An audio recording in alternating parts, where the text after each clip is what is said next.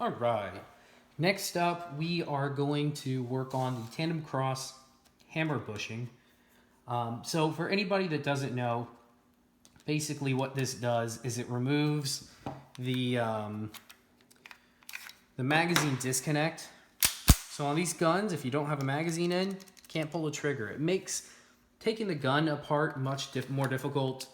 Just in general, it's kind of a pain in the butt. So we're going to remove that. To do that, you must, if you have one of these newer, this is like the Generation 3 2245 with the replaceable grips. I'm not going to talk about how to do the older style because I'm not really sure how they work. I know they have a non-removable grip panel, so it's probably a little different. So this is going to be for the newer generation with removable grips. So what we have to do, first off, take our grip panels off. These happen to be Allen key screws, which are awesome. They're pretty easy to take out. Take your grips off. And this pin here is what holds the hammer and all the gubbins in, so that's what we're going to be taking out. I'll show you guys a trick on how to do that as well. I've seen a lot of videos online of people trying to pound that pin out. It's like the worst possible way to do it. So I'll show you guys the proper way of doing it. All right, with that out, we're going to, with those off rather, we're going to field strip the gun. So a little cool trick I found is if you have, I have a Leatherman squirt, anything that has one of these little key rings on it, it's pretty perfect for going in there, grabbing that pin and pulling it apart. Works really well for that. Take your gun apart, push forward. Oh, magazine first. There we go. And it's all apart. So what we're removing, this whole section over here on the side of the hammer, that is the magazine disconnect. So this bushing is going to replace all of that. So the best way to do it is, hopefully you guys can see there's a little spring right there at the end of the screwdriver. So if you push this pin all the way to the left until it stops, you can then give this spring a little bit of a push and it will want to come out of the way. There we go. So you can see, hopefully you guys can see down in there that pin is now out of the way. So all you have to do, push that pin, or the spring's out of the way, push the pin, and we're only going to move it far enough for the hammer to come out. We don't want, if we can avoid it, we don't want to remove the safety. So we're going to bring this out until the hammer pops out, just like that. And we lost this, of course, we're going to lose the safety. So let me get the safety back in place first.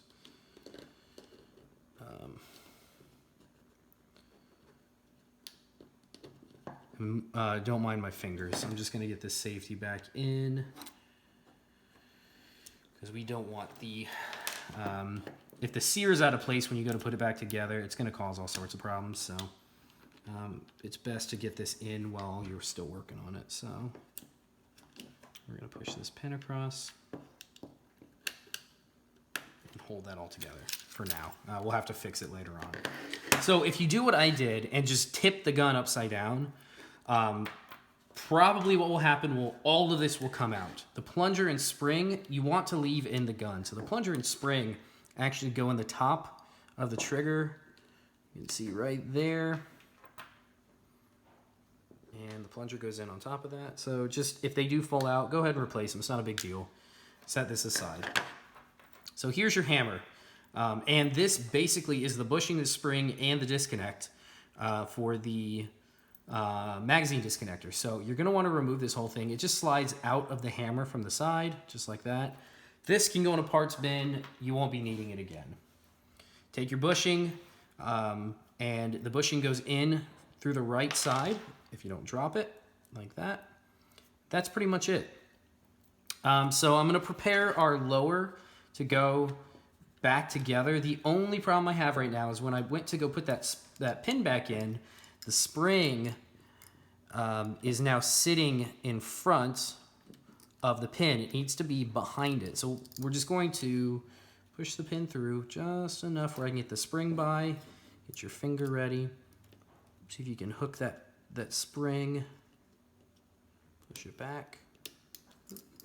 Pin's in the way again. Fairly delicate operation if you you're not too careful. This whole thing can fly back apart on you and it's a pain in the butt. So, all right. So what I'm doing is I'm putting inward pressure on the safety. I'm going to push up on that spring as best we can.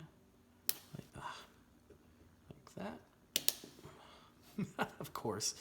It's really difficult to do this on camera. If you are sitting there at your desk, this isn't too bad. Trying to do it where you guys can still see the whole process is like the hardest thing. So if I can't get it, I may jump cut. Let's see if I give it one last go. There we go. All right. So that pin, or I'm sorry, that spring is now behind that pin, which is what we want.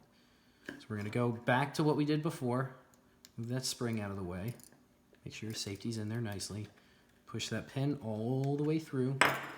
So now you can see what I'm actually doing here. That pin needs to ride all the way out until it's just holding the safety in. I'm going to make sure that I keep my finger on the safety this time so it doesn't pop out. Putting that whole mechanism back together is kind of a pain. So make sure your plunger for your spring, for your triggers back in. You're going to take your trigger bar, and pretty much all you do is fit this. So make sure your strut goes down the back. Fit this into your trigger bar. You can lean it back like this so the strut goes backwards. Lay it in there and wiggle it around. I'm going to be real careful so I don't lose anything. There we go. You can see from this side. Wiggle it around like that. You'll get that nice little click. That means that spring is now running into where it needs to go. You'll see the sear is re-engaged, so it can't go forward. But the nice thing is, no magazine in the gun. If you put a little pressure on it, off it goes. So that's pretty much what this does. Now we can put it back together really quickly and just do a test fire to make sure it works. The greatest thing about this is to put this gun back together, you no longer need your magazine. So you can sit your magazine aside, put it together like you would normally. Push the sear, or push this up where it needs to be. Put this in the back.